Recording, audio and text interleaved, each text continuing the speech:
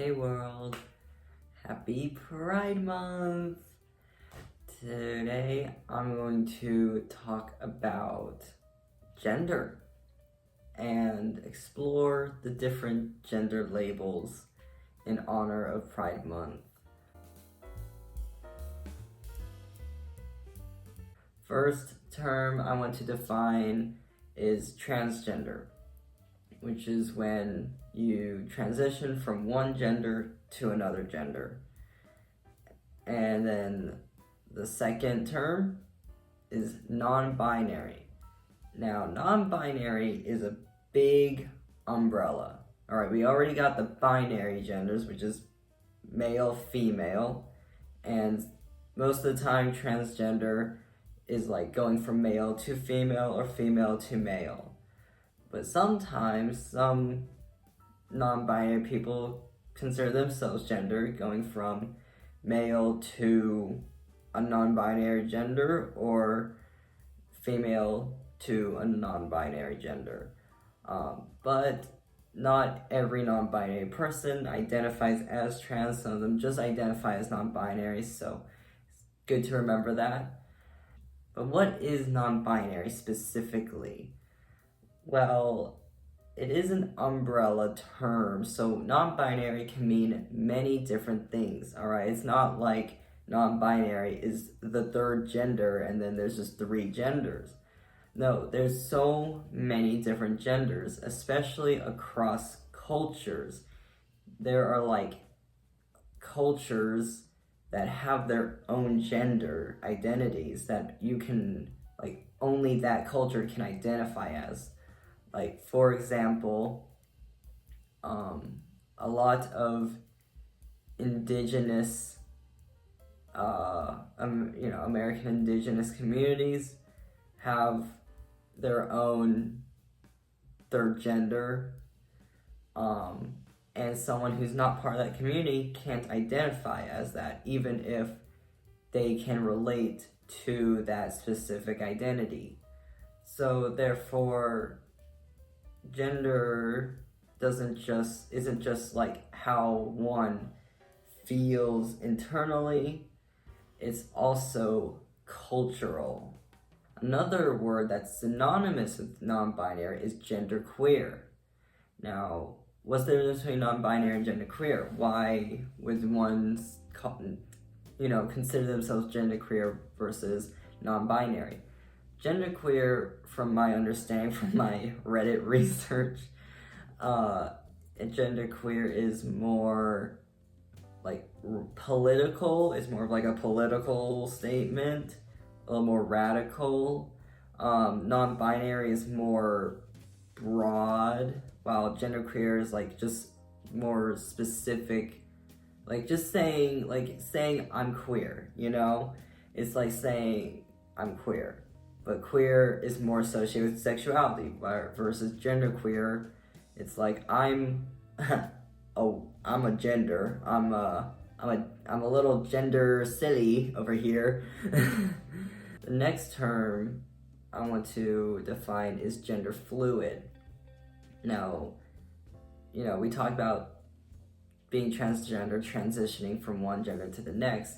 That's similar to gender fluid, but gender fluid is like continuously moving from one gender to the next. It's not like I'm becoming this and this is how I am forever now. That's more transgender. Gender fluid is, it can vary from, every few days, months, years, even. Like one day I'm feeling just like a girl, and then like a month later, boy mode. So that's what gender fluid is. Now, demigender. Demigender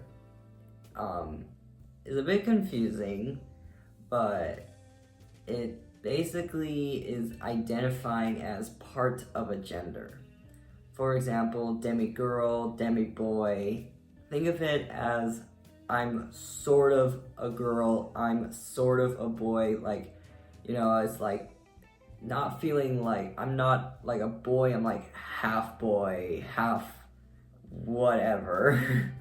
You know, it's like I got a little bit of boyness in me. But you know what's less than demigender is agender, which means no gender at all. Completely genderless, like aromantic, asexual, agender. Another term that's similar to agender is neutral. It's a little French, meaning neutral three, like kind of like a third gender. Yeah, third gender, but it officially means a neutral gender. So it sounds similar to agender, but I think it's more focused on like neutrality versus agender is just like no association to gender. I personally view neutral as being a gender, like it's just a neutral gender, but it's still like a gender one feels, while agender is like no gender at all. If that, I hope that makes sense.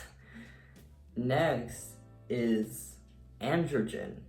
I'm not sure if it's gin or gin, but I've been saying androgen, so I hope that's right. But this one's interesting because it's the combination of male and female. Like, you know, it's think androgynous, you know, it's like, you know, people view androgynous as like neutral, gender neutral, but it officially means like both male and female combined together. This is very similar to bigender, which is where we get into multiple gender identities simultaneously. Bigender means having two genders at once, or you can, you know, like gender fluid, move between them. But bigender is like I'm a guy, but I'm also a girl at the same time. Androgen is more like I'm a mix of boy girl, you know. Very very slight nuance, but there is a nuance. After bigender, there's then trigender, which is identifying as three different genders at once. And then pangender, which is identifying as all genders. Just you are everything. You are God at this point.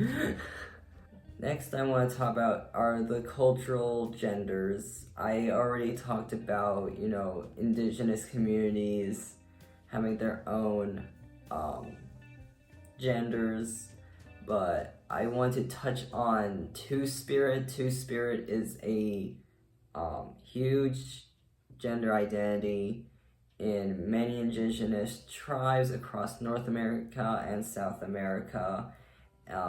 It's considered like being both male and female, and Hydra, which is a gender in South Asia. It's usually for people who are assigned male at birth who present feminine, and so that's what that is. And there are a lot more cultural gender identities. I encourage you to do research, look into it, learn something new. You know, I covered a lot, but obviously everyone has a different gender because I think the way we perform gender, the way we think of gender is different for each person.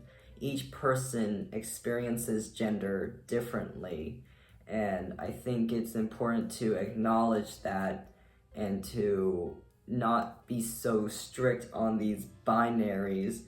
Like everything, like, you know, it is important. I think having terminology labels is important for someone to feel like, you know, if a label makes someone feel more seen, feel more like they belong to a community, then I think that's great.